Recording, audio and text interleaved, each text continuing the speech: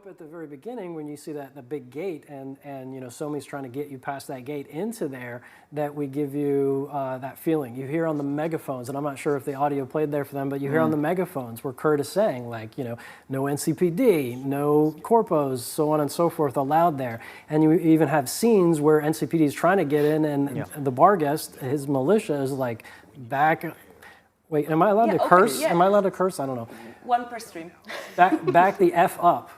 No, okay. Anyways, yeah, so it just gave so much potential. And I think the other thing that we had a lot of fun with, and as Casper was saying, was just that sort of that feeling of like oppression. Like, it's like even in the zone where, people are, they've got stands and they've got some commerce and they've got a life there, there's still those Barghest soldiers that are walking through, just making sure everyone's in order, so you feel that. And of course, the closer you get to the Black Sapphire, to his tower, the more it's sort of like in a military encampment. I would still add to that what you said, is that because you may be made feel like Kurtz's people, Barghest, are there to protect you.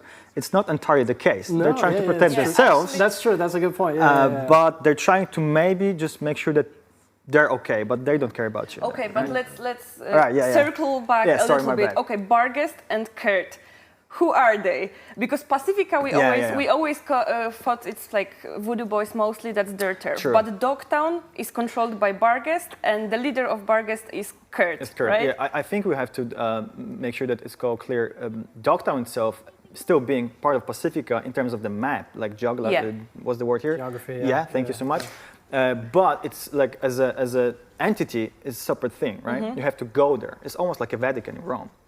If it's a good example, maybe not. But you know what I mean? Like, as far as borders go, yes, but otherwise, everything else, what I meant. Yeah. I meant by the borders. But yeah, so when you go in there, it's a different world, and it's run by Kurt, right? And the Kurt is an ex-special force military guy from Militech, and after the war, he started his own army, basically. And all the people, all the army people joined him that also couldn't find their place in the world after the war, and he basically created his own kingdom, let's say, even, right? He runs this place, and whatever he wants, he gets it. And what was the question? I got carried away a bit. Because you started talking about Barghest without explaining who they are. So his army, his militia, let's say, is called Barghest, right? Yeah, things that we often see on our socials is when we start the Phantom Liberator, the level, the story was, in the base game. So okay. So you can basically, it's after the Brigitte. Or first off, no spoilers on Phantom Liberty, but it's very difficult to answer that question without spoiling a little bit of the base game. But the Voodoo Boys Brigitte portion of the storyline, after you finish that, is when this quest essentially unlocks. Now, as a player coming to the game for the first time, or even when you're coming back, if you want to skip ahead in character creation, there's a way to skip ahead to that moment and immediately jump into the Phantom Liberty action. And of course, if you have characters that are already, or saves that are already past that, immediately Songbird's going to reach out to you when you get into the game. And then if you happen to have saves that are before finishing that portion of it, then there will be in your journal telling you what you need to do to get to that point. But we have it integrated into the game such that you can be doing the Dogtown experience, that storyline, and the base game storyline, and back and forth, because it's all somewhat related. Okay, and what if someone already finished the game? So if you finish the game, obviously your save will be before that point of no return point, and then yes, Songbird will hit you up and say, I got something for you, and then you can go from there. Right, we already received a call from Somi. She told us to go to the Dogtown gates. Can we actually maybe tell a bit more about Songbird herself? Who is she? What she's doing there? Sure. So she's on a plane right now with President Rosalind Myers. Dogtown is a district that there was the war there. That there was the front, and after the war, one of the colonels took control of it and had a falling out with the new United States, Kurt. And Kurt has hijacked, basically, control of the plane. This is what Songbird's telling you, and needs your help. There's no way that they can communicate with anyone except to you through the relic. So you are the sort of lifeline, their last resort, to try to help intercept what's going to go on there. And you decide whether or not you want to answer the call. And of course, she says like, listen, I'm connecting to you through the relic. I know about the bomb ticking in your head, and I'm a badass netrunner. I can solve this for you as long as you can solve this for me. And that is the deal. And you got to decide whether or not you want to jump in. So this is V's motivation, right? This is V's motivation at the beginning, yes. And we trust her. That's for players to find out. All right. Do you trust her? You can't ask me such things. Kacper, do you trust her? I think I'm on game this one.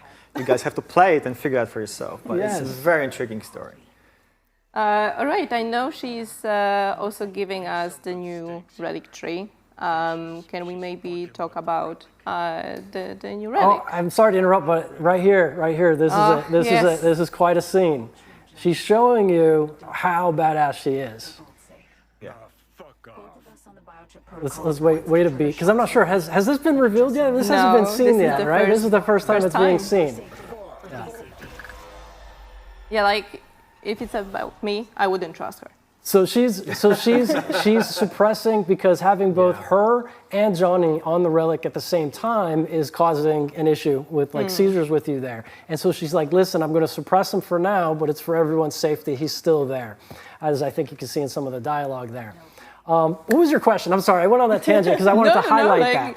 So she's the real deal. She's the real deal. Well, she's a netrunner for the president, right? So she needs to be a badass, top right? netrunner for the new United States. Yeah. But yeah, coming back to the relic, right? We got a relic from her. Maybe we want to actually get players to get to that point watching this gameplay. Yeah, they're going to see that here in a moment. So basically, in addition to communicating through the relic and being able to suppress Johnny there, she is able to basically utilize, enhance it, and says, listen, I'm going to unlock some potential of this relic in your head, and this is going to unlock the skill tree, which I guess they're going to see in a moment there. Mm-hmm. And is this when I talk about what the skill tree does? Or? In a moment. Okay, sorry, I'm getting ahead. Save some folks. That's where I guess Johnny is not happy to be suppressed by Songbird like that. I mean, I wouldn't. You'll find out how Johnny feels a little bit later in the story. Dogtown, not so sure. You'll need to get her out of the plane before anyone else does. Nothing's for free, Songbird. We should talk biz. Just got a taste of my abilities, I believe. There's more. I can cure you. Once and for all. Can't know how much I'd really love to believe you, but... I know, V. You've hit a dead end. Nowhere to turn. Been there. Believe me. Consider this, an advance. Your relic's crowded with clusters of corrupted data. Okay, now, I'm dumping that. Now we can jump to the relic. So yeah, we got the new relic tree. How does it work? So the relic tree essentially enhances various different cyberware. That's kind of the theme of it. And the way that you're able to, she helps you unlock some of it, the skill tree opens up, but the way you're able to unlock more potential of it, basically get the points that you can spend for more stuff, is by finding Militech data terminals throughout Dogtown. Because again, Dogtown is the former combat zone where the battle between Arasaka and Militech in the United States. So there's some leftover data terminals there that help you unlock more and more of this. And the theme, there's a bunch of different type of abilities to unlock for different cyberware. I'm sorry, keep going? Okay. One, for example, is basically being able to not only enhance your own cyberware, but find vulnerabilities in other people's cyberware. So as your enemies are out there, if you get headshots, if you get precise headshots, you get damage bonuses, whatnot. We've unlocked basically, it starts to target different locations where enemies' cyberware is vulnerable. So it kind of gives you another fun kind of like skill shot spot to hit. And if you hit that and you do enough damage to it, it then has sort of like an EMP explosion. So it's almost like AoE headshots, whereas headshots are like single target damage. This is kind of an AoE thing. So it adds a new tactical element. We've got things where like the gorilla arms that you have, you can really enhance it. And as you're doing damage with the gorilla arms, you can charge it up to then do, and again, I apologize, throughout this stream, I'm going to get the skill names wrong because we changed it so many times, so I don't remember the one, but I remember the themes of it. So you can knock the crap out of someone and then they go flying. I think we saw some of that in the trailer. With the Mantis blades, you can charge it up and get like a really long range, like 30 meter plus leap out of it, which is really good. And for the overall gameplay kit of being able to kind of close gaps to snipers you see in the distance, stuff like that. With the monowire, you'll be able to put, as a netrunner, hacks through the monowire onto the enemies. And then as you further enhance it, you can then spread the hacks from the enemy that you put it to others with the monowire. The optical camo gets an enhancement through this tree as well, where you're able to like fully kind of just like vanish, like poof, out of combat if you want to reset kind of the stealth gameplay loop, if you mess up, or if you want to jump in and get revealed tactically for a reason and then pop out, you can enhance it that way. It goes on and on and on. Okay, so we explained some of those new perks, but how you actually leveled this new tree.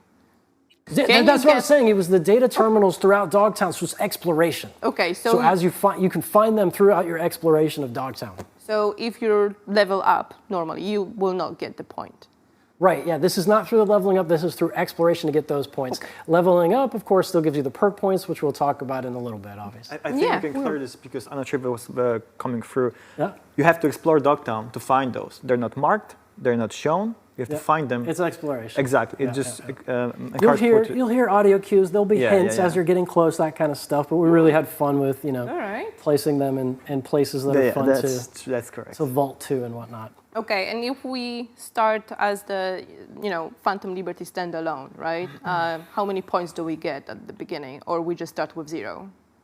So if you do the Phantom Liberty standalone, you get your first set of points from her that allows you to pick sort of one of the foundation ones. And then as you explore, you get one more point for each of the data terminals you have.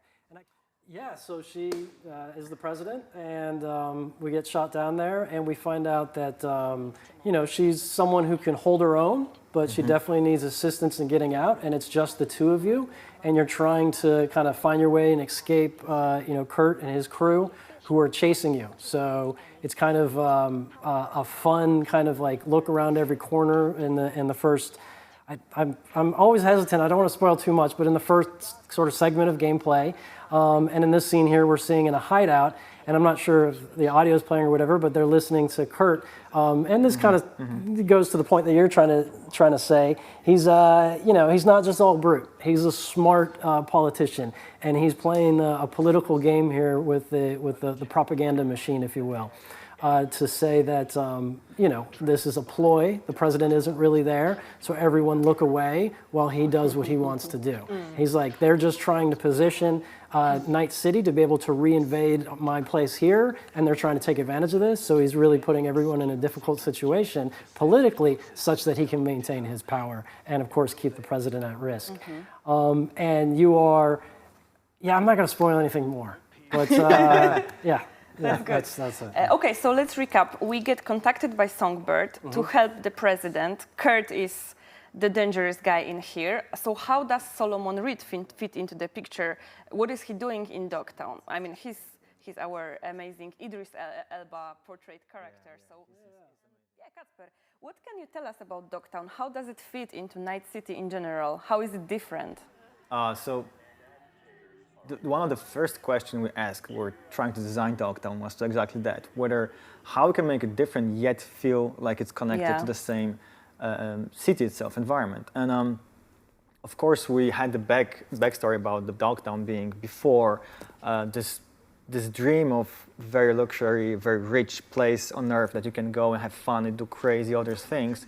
Yet it never come true because the war happened, right? And people, Militech and other companies, corporations actually, just pulled off out there, and just everything stayed there. All the damaged buildings, even all the hardware that we're helping to build those buildings is there. And for us as artists and storytellers, it gave us a lot of tools to create those stories. Meaning, for example, Night City, it's not very, I would say, safe place, yet it is a city of dreams, right? So we try to make the contrast there. Where here, it's the total dystopian world, right? So we had the tools of showing this decaying world and how it goes, how it's being literally consumed by time, yet people trying to survive there. And that gave us a lot of opportunities because Dogtown itself, as you know, it's part of Pacifica. It's the part that before was closed off because of the whole building structures. Right now it's opened, and we had those tools. By those tools, I mean we had this idea of making this very dystopian world, and we used the tools like, sorry, I'm trying to make a proper sentence here, I'm sorry. No worries. The tools like, because for me as an artist, we had the opportunity to make this use of sand and decaying world, and this made the whole thing consistent, right? However, yet every single part of the district is a little bit different. We have parts of the district where heavily inspired by Las Vegas, and we have casinos there. And some of them are still open. You can have fun there. Some of them are closed. We have parts where you can explore some old spas and hotels, which are very decaying, let's say, overgrown even.